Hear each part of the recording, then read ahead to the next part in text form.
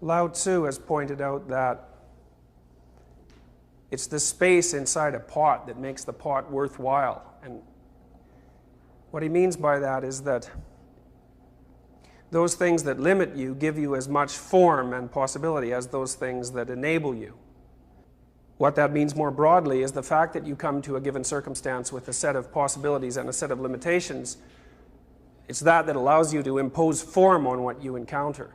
So that the whole notion of form is attendant in some peculiar way that we don't really understand yet on the necessity of limitation. And I think the best way to understand that, or to begin to understand that, is to give some consideration to the notion of a game. So for example, if you're playing chess, there's a virtually unlimited number of things you can't do, and only a very narrow number of things that you can do. Yet when you're playing chess, the arbitrary limitations that are imposed on each piece don't seem to be unfair in any sort of cosmic sense. They seem to be part of the structure that enables you to actually play the game. Without the imposition of those rules, which are of course relatively arbitrary in their structure, there wouldn't be a game at all.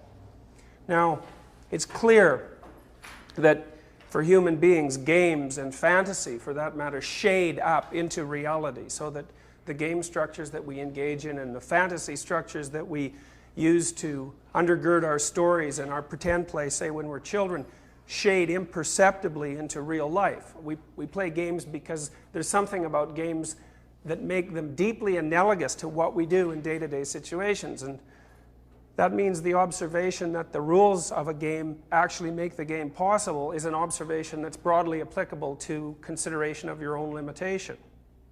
Some of those limitations and possibilities take the form of emotions and motivations. And we know, I think, incontrovertibly, regardless of the claims of social scientists who are more relativist in their orientation, that human beings come into the world with a standard set of biological predispositions, emotions and motivations.